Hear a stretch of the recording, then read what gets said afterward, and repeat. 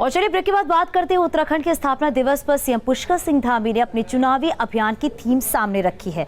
पुष्कर धामी ने अध्यात्म, संस्कृति, विकास और युवाओं के साथ से सत्ता में वापसी का फॉर्मूला मंच से सबके सामने रखा।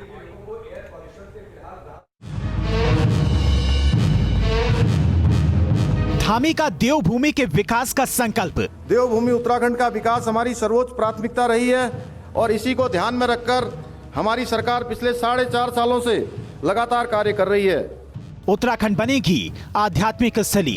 केंद्र सरकार के सहयोग से उत्तराखंड को भारत की सर्वश्रेष्ठ सांस्कृतिक और आध्यात्मिक स्थली बनाने के लिए हमारी सरकार निरंतर प्रयास कर रही है। देवभूमि के विकास का संकल्प लेकर सीएम धामी उत्तराखंड में 22 के महासमर को फतेह करने की तैयारी में हैं। उत्तराखंड के स्थापना दिवस पर सीएम धामी ने आध्यात्म और धर्म की राह से सत्ता की मंजिल को पाने के प्लान को सामने रखा। विश्व के सर्वाधिक ऊंचाई पर स्थित सिखों के पवित्र धर्म स्थल हेमकुंड साहिब को शीघ्र रोपवे से जोड़ने का काम किया जाएगा।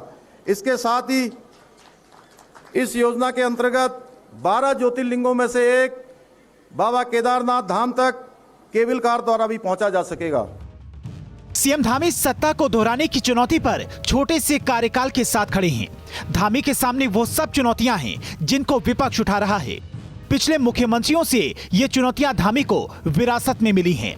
फिर भी धामी धर्म में नहीं, वर्दीधारियों के जरिए भी उत्तराखंड को साधने का प्रण ले चुके हैं।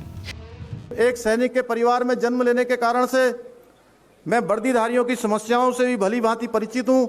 किस प्रकार उनकी समस्याओं का निराकरण कर सकूं, इसको लेकर संवेदनशील हूं। सीएम धामी की कोशिश है पहाड़ को फतेह करने के लिए हर वर्ग को साथ रखना बेहद जरूरी है।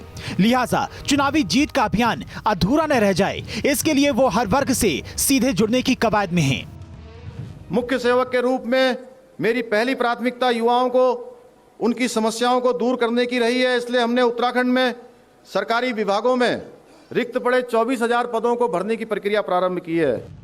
मौका चाहे उत्तराखंड के स्थापना दिवस का हो, लेकिन मंच से बोल रहे धामी की इरादे देवभूमि को अभिमान बनाकर चुनावी जीत के अभियान को पूरा करने का है। Team news state.